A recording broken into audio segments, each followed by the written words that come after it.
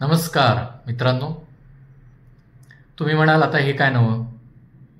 माझी बरेच दिवसाची इच्छा होती की व्हिडिओच्या माध्यमातून आपण संवाद साधूया. तो हार्ट टू हार्ट म्हणतात ना, तसा. यातून मला तुम्हाला काही शिकवायचं नाही आहे, तुम्हाला कुठला सल्ला पण द्यायचा नाही आहे. जमलं तर माझ्याच भावनांकडे जरा वेगळ्या पद्धतीने पाहण्याचा मी प्रयत्न करतोय.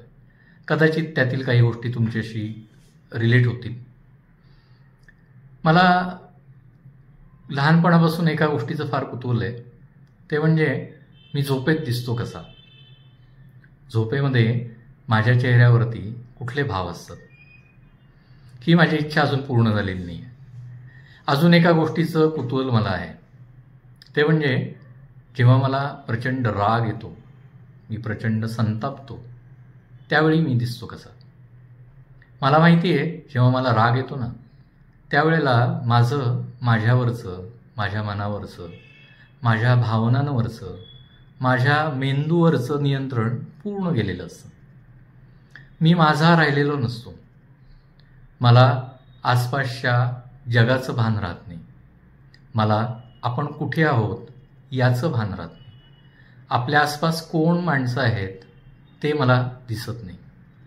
माझ्या मनामध्ये फक्त तो प्रचंड संताप आणि प्रचंड राग असतो. एखाद्या ज्वालामुखीचा उद्रेक व्हावा ना, तसा तो राग उफाळून येतो.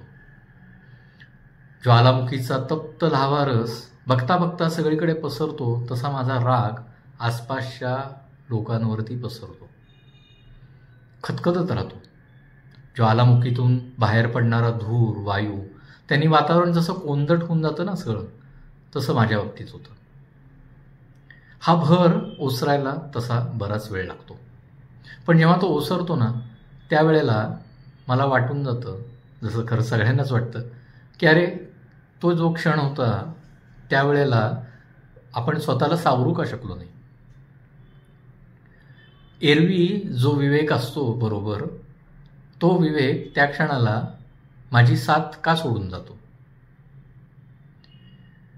मग वाटतं की अरे, जेव्हा मी प्रचंड रागावलो होतो, संतापलो होतो ना, त्यावेळेला समजा कोणी माझा फोटो काढला असता, तर कदाचित मला ते माझं रूप दिसलं असतं.